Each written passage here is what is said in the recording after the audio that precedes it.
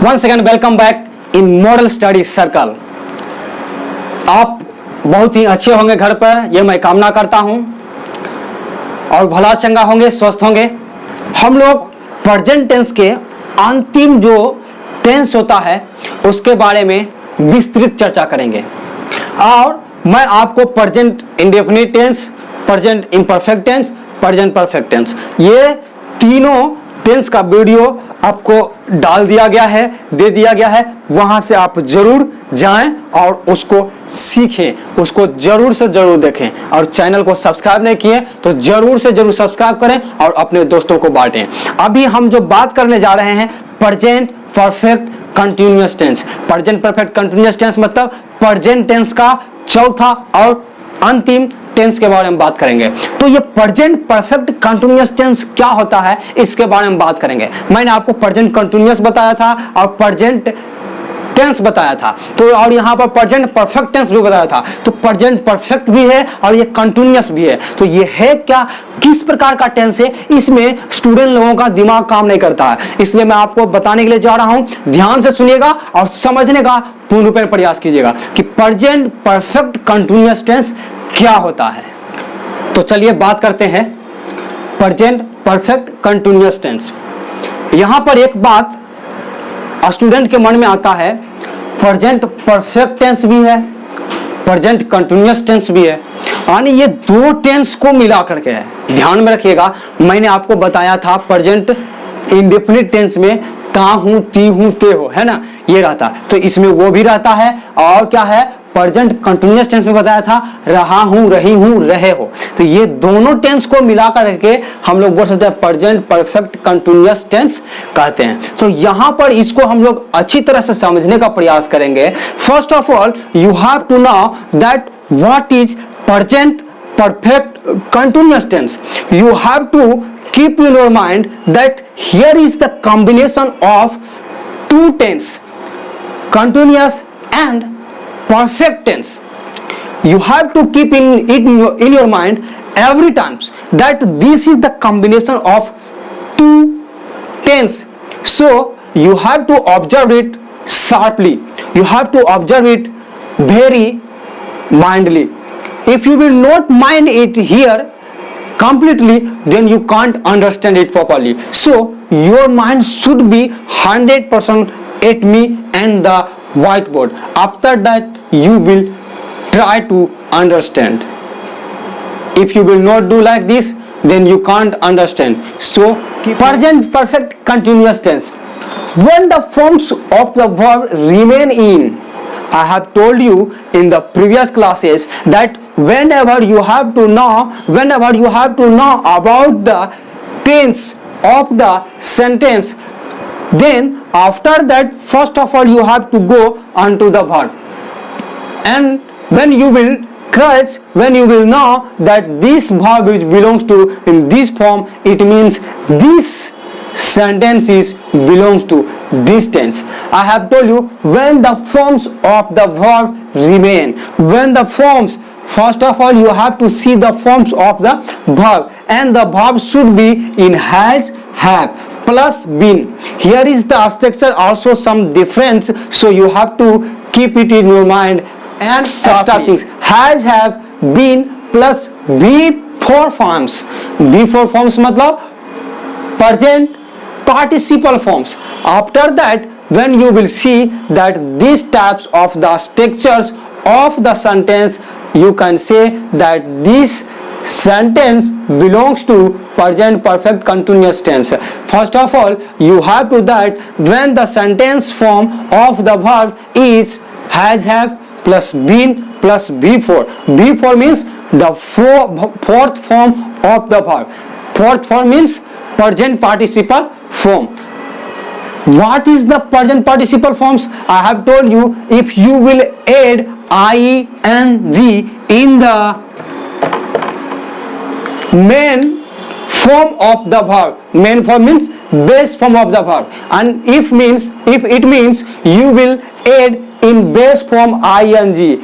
I mean to say that read ing, reading, play ing, playing. After that this word change into present participle forms, it means before. After that, whenever you have to know that this sentence also show the past time, the forms of the verb should be in has, have, be3 and before and been also. The forms of the verb should be in has, have, been plus before forms. After that, you have to see also that this sentence also show the time of past. Which time? Past time. This also show the time of the past, then it is placed in present perfect continuous tense. These all will be followed by the sentence. After that, you will declare that this sentence belongs to present perfect continuous tense. As we now from the example of the given of the whiteboard, I have been reading books for 2 hours. You have seen here that this is the sentence. This is a sentence, and you have to know about the verb. What is the verb? Have been reading. Here is the 3 verb, and you have to know about which types of verb. Have, has, have plus been. You have also found it here. Been and reading. Reading means before forms, present participle forms. After that, you will see that also show the past time of the sentence. Books for 2 hours. How many times? 2 hours. How much hours? 2 hours. Here is the time.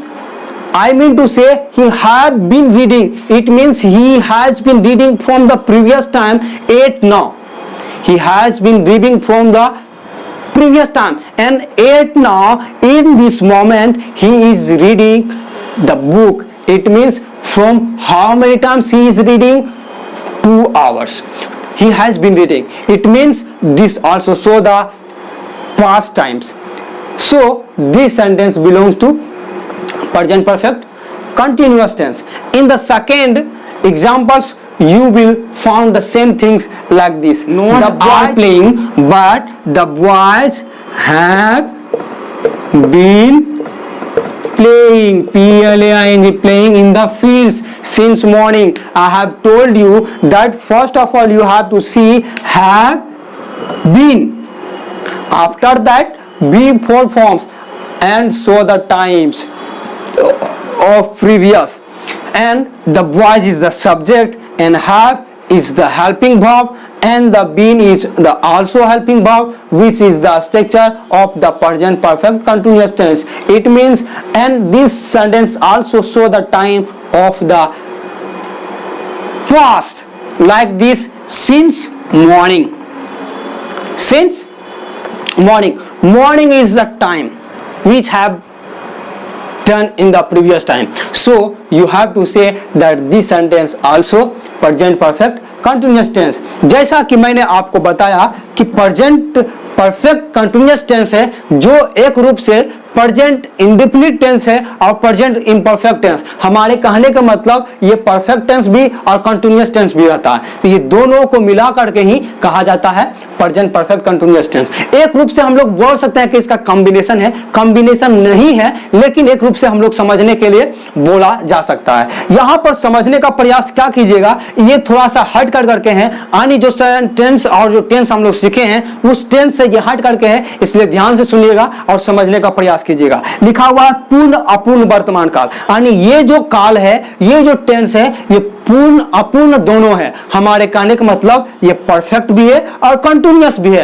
यानी ये काम complete हो भी चुका है और लगातार अभी जारी भी हो सकता है। इसका मतलब ये कह सकते हैं, इसको समझने के लिए काफी ध्यान देना होगा। यदि आप नहीं देंगे तो अच्छी तरह से समझ नहीं पाएंगे कि ये इसमें जो कार्य हो रहा है इसमें परफेक्ट भी हो चुका है, ये काम जो है पूरा भी हो चुका है और ये कंटिन्यू भी है, जारी भी है। इसलिए ये हम लोग समझना बहुत जरूरी है ध्यान से। पूर्ण अपूर्ण वर्तमान काल, तो पूर्ण अपूर्ण वर्तमान काल किसको कहेंगे, इसका स्ट्रक्चर को कैसे समझेंगे, इसके डिफाइन को कैसे समझेंगे, इसको पहचान कैसे पाएंगे। तो जिस हिंदी वाक्य के क्रिया के अंत में किसके अंत में? हर बार मैं आपको बताता हूं क्रिया के अंत में रहा हूं, रही हूं, रहे हो रहता है। क्या रहता है? रहा हूं, रही हूं, रहे हो। एक टेंस में और भी रहता था। कहां रहता था? इम्परफेक्ट। इम्परफेक्ट मतलब कंटिन्यूअस, जिसको प्रोग्रेसिव भी बोलते हैं। तो ये कंटिन्यूअस टेंस आ गया है इसमें। क्या? Continuous tense. हमारे कहने का मतलब रहा हूं, रही हूं, रहे हो, ये सब रहेगा तो कंटिन्यूअस टेंस है, जो कि अभी जारी है। जो क्या है? अभी जारी है। मैं पढ़ रहा हूं, मैं लिख रहा हूं, मैं पढ़ा रहा हूं, मैं पढ़ रहा हूं, तुम पढ़ रहे हो, वे लोग लिख रहे हैं। ये हमारा हो गया कंटिन्यूअस टेंस कहला गया। ये परफेक्ट नहीं हुआ बल्कि ये कंटिन्यूअस हो गया। ये रहा हूं, रही हूं रहता है, लेकिन इतना ही नहीं, इसके साथ साथ क्या होना चाहिए? इनके पहले भूतकालिक समय सूचक शब्द रहे। क्या रहना चाहिए? भूतकालिक समय सूचक। भूतकालिक समय मतलब जो पास्ट में कार्य हो गया है उस समय को, जो पास्ट में समय बीत गया है उस समय को जब इस समय ला करके दिखलाता है, दर्शाता है, तो उसको हम लोग बोलते हैं समय सूचक शब्द को प्रेजेंट परफेक्ट कंटिन्यूअस टेंस। इसके अलावा ध्यान रखिएगा, इतना ही काफी नहीं, इसके जो डिफाइन है इतना ही नहीं कि हाँ रहा हूं, रही हूं दिखा देगा और भूतकालिक समय दिखा देगा तो वो प्रेजेंट परफेक्ट कंटिन्यूअस टेंस कहा जाएगा। इतना ही नहीं, इतना ही केवल आप सीखेंगे तो आप अधूरा सीखे हुए हैं, पूर्ण रूपेण समझिए। अब यहां पर एक बात और आता है, अथवा। अथवा मतलब यानी जब भूतकालिक समय सूचक शब्द का प्रयोग नहीं रहता है। कई एक ऐसा भी सेंटेंस रहता है जिसमें भूतकालिक समय सूचक शब्द का प्रयोग नहीं किया जाता है। समझ पा रहे हैं क्या? भूतकालिक समय सूचक का प्रयोग नहीं किया जाता है, यानी हमारे कहने का मतलब वो समय का निर्धारण नहीं करता है, पुराने समय में जो बीते हुए समय को दिखाता नहीं है, वो भी कहलाया जा सकता है प्रेजेंट परफेक्ट कंटिन्यूअस टेंस। कैसे कहलाएगा ये समझिएगा। अथवा जब भूतकालिक समय सूचक शब्द का प्रयोग नहीं रहता है तो क्रिया के अंत में, ध्यान रखिएगा, क्रिया के अंत में क्या रहेगा? ता रहा हूं। अब यहां पर ध्यान दीजिएगा, ती रही हूं, ते रहे हो, ये सब रहेगा। ध्यान से सुनिएगा, ता हूं, ती हूं, ते हो, ये सब रहेगा तो प्रेजेंट क्या रहेगा? इंडेफिनिट रहेगा। अब जब रहेगा खाली रहा हूं, रही हूं, रहे हो तो क्या रहेगा? इम्परफेक्ट रहेगा। लेकिन जब ये दोनों रहेगा, ता रहा हूं, ती रही हूं, ते रहे हो, ये सब दिया हुआ रहता है तो उसको पूर्ण अपूर्ण वर्तमान काल कहते हैं। हमारे कहने का मतलब जिस सेंटेंस में रहता हूं, रहती हूं, अनिता हूं, ती हूं केवल रहे और उसके साथ साथ क्या रहेगा? समय सूचक शब्द रहेगा तो उसको हम लोग प्रेजेंट परफेक्ट कंटिन्यूअस टेंस कहेंगे। और रहा, रही, होंगी और उसके साथ ता भी रहेगा जुड़ा हुआ तो उसको हम लोग बोलेंगे प्रेजेंट परफेक्ट कंटिन्यूअस टेंस। एक बात हमेशा ध्यान में रखिएगा कि समय सूचक शब्द होना बहुत जरूरी है। यदि समय सूचक शब्द नहीं है तो ता रहा हूं, ती रही हूं, ते रहे हो रहेगा तो उसको हम लोग बोलेंगे प्रेजेंट परफेक्ट कंटिन्यूअस टेंस। तो इसको आप अच्छी तरह से समझ गए हैं? यदि नहीं समझे हैं तो जरूर पूछें, वहां पर मैं आपको बताने के लिए प्रयास करूंगा, इसलिए जरूर पूछिएगा। तो चलिए हम लोग सीखते हैं इसके स्ट्रक्चर को। मैं तो आपको इसका उदाहरण बतलाना ही भूल गया था। यहां पर ध्यान दीजिएगा, इसके उदाहरण से समझने का प्रयास कीजिएगा। वह 10 वर्षों से इस शहर में रह रहा है। यहां पर ध्यान दीजिएगा, वह 10 वर्षों से इस शहर में रहता आ रहा है। यहां पर ध्यान दीजिएगा, अंत में क्या है? सबसे पहले ध्यान दीजिएगा, रहा है, रही है। रहा है, रही है, लेकिन मैंने आपको क्या बताया था? जब रहा रही रहेगा तो उसमें क्या रहेगा? समयकालीन दिया हुआ रहेगा। भूतकालिक समयकाल क्या रहेगा? दिया हुआ रहेगा। 10 वर्षों से, कब से? 10 वर्षों से दिया हुआ है कि इस शहर में रह रहा है। तो रहा है, रही है, ये इम्परफेक्ट में कहलाता है, लेकिन जब इसमें समय दिया हुआ रहेगा तो परफेक्ट कंटिन्यूअस टेंस में आ जाएगा। मैं सुबह से यह कविता लिख रहा हूं, इसका मतलब सुबह से जो लिख रहे हैं वो सुबह भी लिख रहे हैं और अभी भी जारी है। तो ये काम अभी समाप्त हुआ नहीं है, ये पूरा भी हो गया। मान के पूरा करके बैठे हुए हैं, कोई आ गया क्या कर रहे हो, तो ये किताब में कविता क्या कर रहा हूं, सुबह से लिख रहा हूं, शायद वो अभी लिख करके खत्म हो गया है या तो अभी भी कुछ लिखने के लिए बाकी है। ये पूरा भी हो गया है या ना भी पूरा हुआ है, इसको जब दर्शाता है तो इसको हम लोग बोलेंगे पूर्ण अपूर्ण वर्तमान काल। वह मैं सुबह से यह कविता लिख रहा हूं, इसका मतलब यहां पर सुबह जो समय दिया हुआ है, अंत में रहा हूं रही हूं दिया हुआ है, इसलिए कहला जाएगा प्रेजेंट परफेक्ट कंटीन्यूअस टेंस। इस सेंटेंस को समझिएगा, वे लोग इस विद्यालय में पढ़ते आ रहे हैं, तो यहां पर देखिए इसमें किसी भी प्रकार का समयकालिक शब्द नहीं दिया हुआ, लेकिन अंत में क्या दिया हुआ है, ता आ रहा हूं, ती आ रही हूं, ते आ रहे हैं दिया हुआ रहे, तो उसको भी तो हम लोग बोलते हैं प्रेजेंट परफेक्ट कंटीन्यूअस टेंस। चलिए अब हम लोग सीखते हैं इसके जो स्ट्रक्चर होते हैं इस प्रकार से होते हैं। यदि अफर्मेटिव सेंटेंस की बात करें तो subject plus has have plus been plus V four plus object और सिंस फोर दे करके टाइम दे देंगे और अंत में फुल स्टॉप दे देंगे जब हमारा ये सेंटेंस रहेगा अफर्मेटिव सेंटेंस। ये ध्यान में रखिएगा कि ये प्रेजेंट परफेक्ट कंटीन्यूअस टेंस रहेगा, तब हमारे कहने का मतलब अंतिम टेंस ये रहेगा अफर्मेटिव। नेगेटिव में सब्जेक्ट हैज हैव के बाद तुरंत नोट देंगे और बीन दे देंगे उसके बाद। ध्यान में रखिएगा हैज हैव और बीन के बीच में नोट का प्रयोग होता है और वर्ब का चौथा रूप यहां पर भी प्रयोग किया जाता है और लास्ट उसके बाद जो ऑब्जेक्ट होता है और सिंस फोर लगा करके टाइम देना जरूरी होता है, क्योंकि जब टाइम हम लोग उसको देना है, मेंशन करना है, तो हैज हैव और सिंस फोर के लगाने के बाद हमारे कहने का मतलब हैज हैव वहां दे देंगे और सिंस फोर टाइम के पहले दे देंगे। उसके बाद इंट्रोगेटिव सेंटेंस जब आएगा तो इंट्रोगेटिव सेंटेंस में हैज हैव लगाएंगे, सब्जेक्ट लगा देंगे, उसके बाद नोट लगा देंगे, फिर बीन लगाएंगे, तब वर्ब का चौथा रूप और उसके बाद ऑब्जेक्ट दे करके सिंस फोर लगाएंगे और अंतिम में टाइम दे करके क्वेश्चन मार्क लगा देंगे। WH क्वेश्चन रहेगा तो क्या करेंगे, WH क्वेश्चन का जो वर्ड रहेगा वो दे देंगे, हैज हैव लगा देंगे, सब्जेक्ट लगा देंगे और बीन लगा देंगे, वर्ब का चौथा रूप और फिर क्या करेंगे, ऑब्जेक्ट देकर के सिंस फोर देकर के टाइम लगा देंगे और क्वेश्चन मार्क लगा देंगे। ध्यान में रखिएगा, और जब हमारा WH क्वेश्चन प्लस नेगेटिव रहेगा तो WH वर्ड्स दे देंगे, हैज हैव दे देंगे, सब्जेक्ट दे देंगे, नोट दे देंगे, बीन दे देंगे, बी फोर दे देंगे और उसके बाद ऑब्जेक्ट रहेगा और अंत में सिंस और फोर लगा करके टाइम दे देंगे। मैं आपको यह बात इसलिए ध्यान में रखाया है कि वर्ब का किसी भी सेंटेंस रहेगा तो इसका जो रूप आएगा चौथा ही रूप आएगा, क्योंकि ये प्रेजेंट परफेक्ट कंटीन्यूअस टेंस है, चौथा टेंस है, इसलिए ध्यान में रखिएगा इसका हमेशा वर्ब का जो रूप आता है चौथा ही रूप आएगा और इसमें सिंस फोर का प्रयोग होगा, जो मैं आपको अगले वीडियो में बता दूंगा। उसको आप अच्छी तरह से समझ लीजिएगा कि कहां पर सिंस का प्रयोग होगा,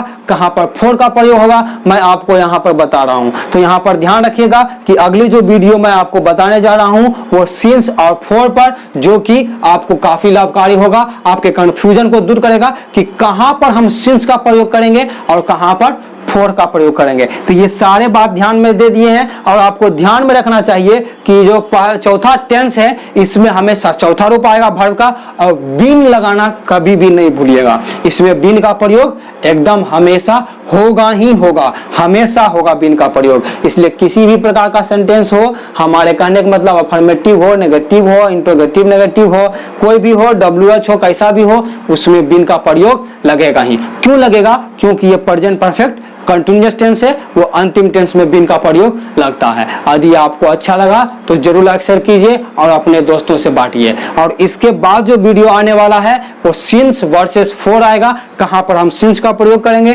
कहां पे फोर का प्रयोग करेंगे, इसके बारे में हम लोग विस्तृत डिस्क्रिप्शन करेंगे। तो चलिए आज तक इतना ही, आगे अगले वीडियो में मिलते हैं। Okay, thank you, see you next video, bye.